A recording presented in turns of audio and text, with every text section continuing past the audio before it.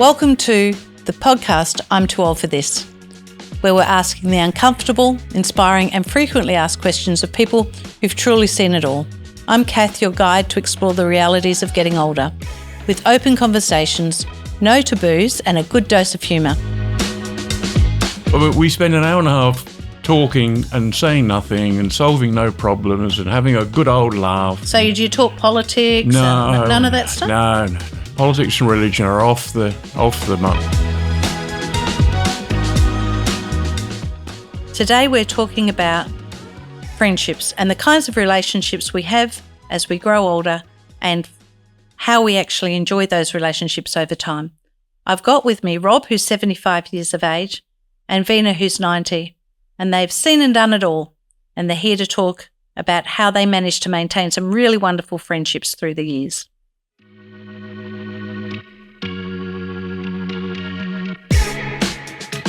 Well, this session we're going to have a little chat about connection and partly around friendships, because I can't imagine that you've kind of lived these long lives, interesting lives without lots of friends. I know they're kind of the foundation for me. I have a group of women called the Wild Willy Women who are my dear friends. We all started our friendship in Willy Abrupt down south. That's where we get the name from. Thank God for that. And they've been my friends for 40 years, and I'm sure that you will have had some of those. So it's so hard to go back to a single memory, but do you have a memory of when you first had a best friend that you...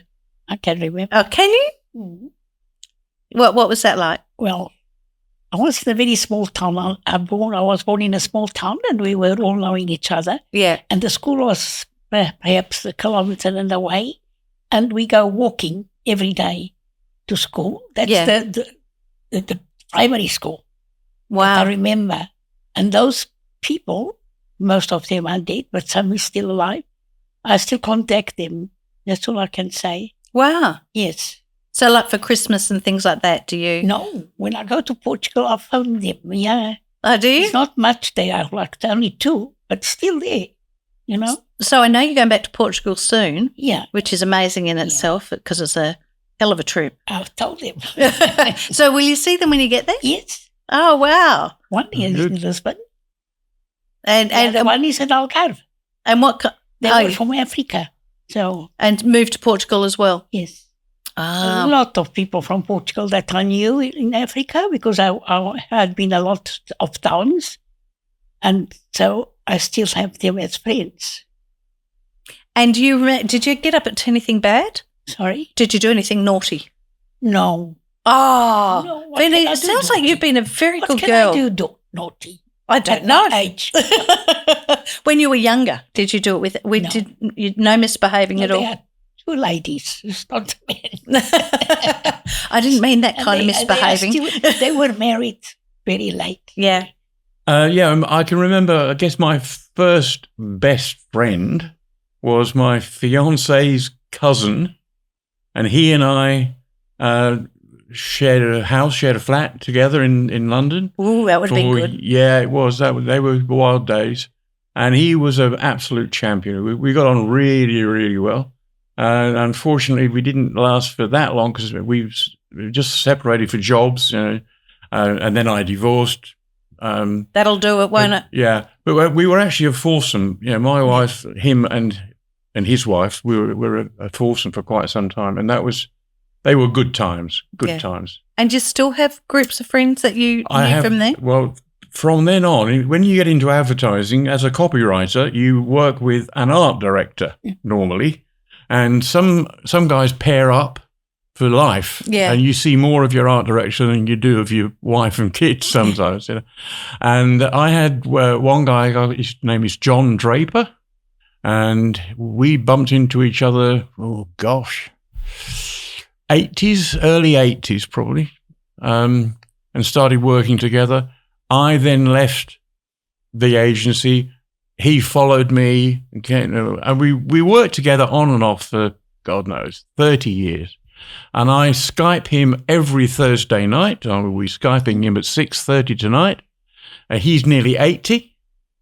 And he still lives over in England, in Surrey. Wow, that is amazing. And we spend an hour and a half every Thursday night on Skyping. So what makes that friendship work? Because that's a gift. Yeah, with John and I, it's just a common sense of humour more than anything else. Yeah. We spend an hour and a half talking and saying nothing and solving no problems and having a good old laugh. So do you talk politics? No, none of that stuff? No.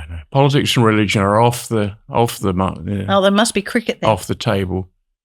Well, funny enough, despite the fact he lives in the UK, he's getting into AFL. So and he gets AFL highlights on TV. So we often discuss that. Yeah.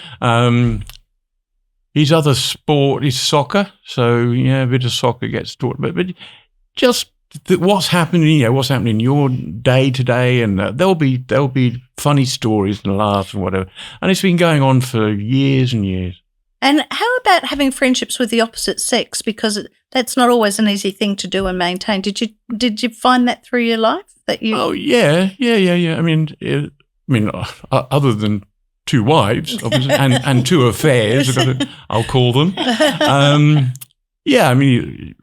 You've told us all the goss. Yeah, I know. In the working environment, there were lady friends who were only friends. I mean, it was friendship, but sometimes they're harder to gender didn't sort of matter. If you got on well with someone, doesn't matter whether they were a bloke or a. Did you make most of your friends at work? Yeah, I think I did. Yeah, mostly. Especially if you're really passionate about your work. It's yeah. And what about you, Vina?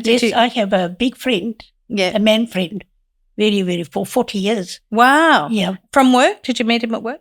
No, from Cath, when I was already married. And we became friends because we like to talk the same thing, the same sports, everything. It was we didn't even realize that we were so friends. Yeah. Because he was married, I was married.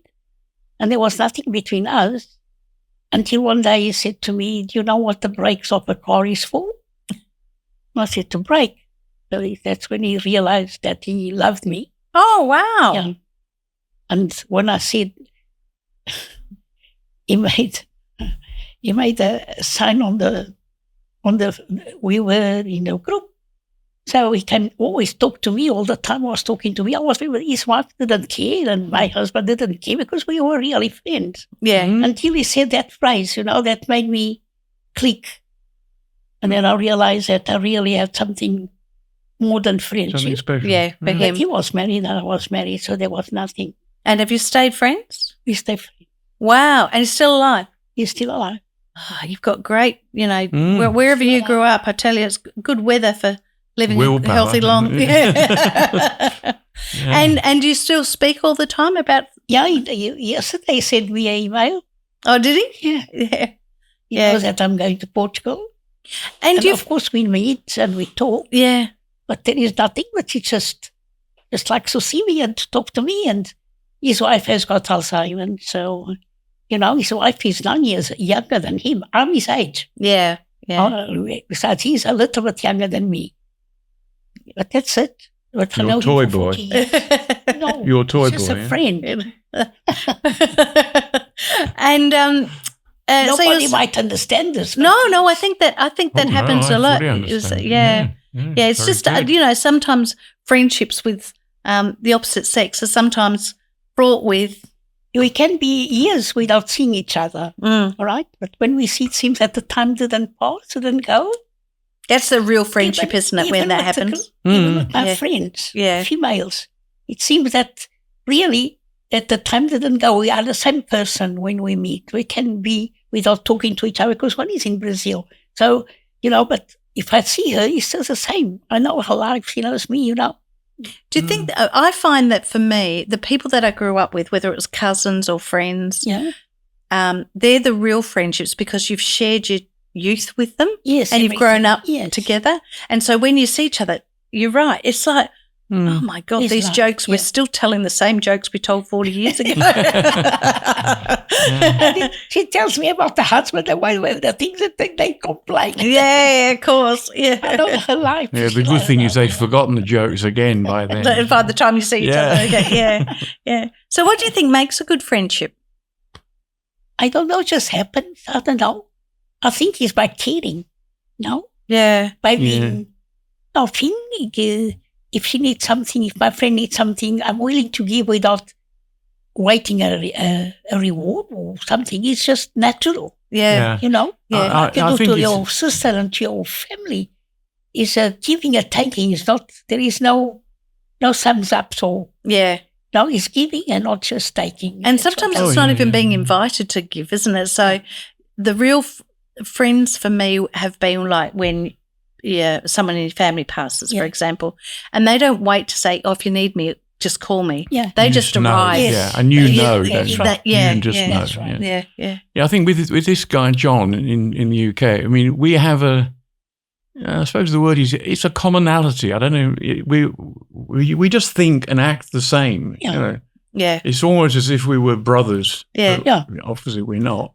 And our conversations, as I said, are completely meaningless, but they're very important to me. Yeah. And have you found it harder to make friends as you've got older?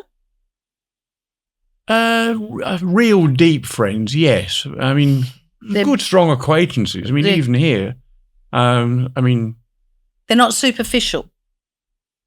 No, I don't think they are. Yeah. There are one or two guys here who I genuinely get on with, and we can sit and talk as if we were old friends, but we've only known each other for 6 months, perhaps. But there are a few guys here I would class now as friends. Yeah. It takes a lot of courage to actually step into that space, and you kind of make yourself a bit vulnerable when you try and set up a friendship, don't you? No, you can't force something. True. You don't force it. Yeah, you've got to be prepared to be rejected. I mean, if a bit like love, then. I'm the stepper-inner, I'll go up to someone and say, "Hi, how are you?" Whatever, and you get their background or what did you do as a career and blah blah blah. And then it starts. You get a rapport. So you don't mind doing that at all? I don't mind doing that, no. Yeah. I don't know whether I need to do it, desperately, but I like to have someone to talk to. Yeah. And if it just happens to be a guy in the house down the corridor, I'll go and see him and have a chat. There's that real balance between forcing, as you say. You can't, actual the energy that you get between each other, you can't force that, can you? No. I was friends with this guy since that 15 years, and we didn't realize it was more than that. And I was 4 years without seeing, and it happens to be the same time. And we start also talking. The family is close. Do you see that as a lost opportunity, that relationship? I couldn't. I'm Catholic, and I just couldn't think do it. Yeah. But the fact that you've maintained a wonderful friendship is amazing through all of that, because you've obviously made a really big decision. So that's really impressive on all counts. It is especially, to me, it's very important. Yeah.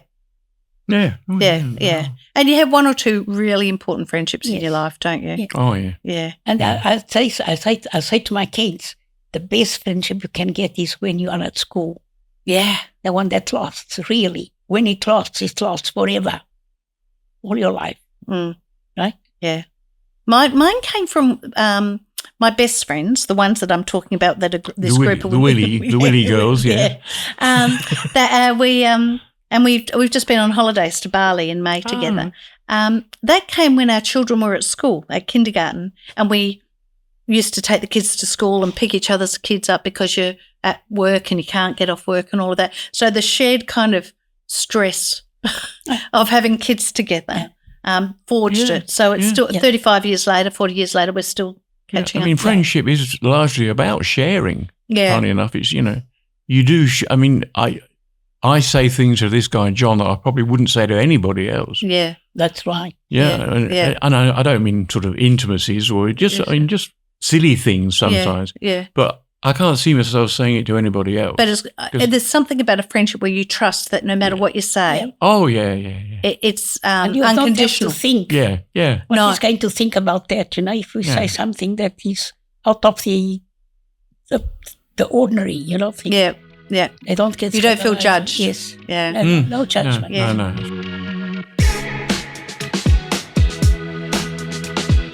We'll see you next time on I'm Too Old for This. which is brought to you by Brightwater, creating communities where people thrive, connect and belong. If you'd like to get in touch, contact details are in our show notes.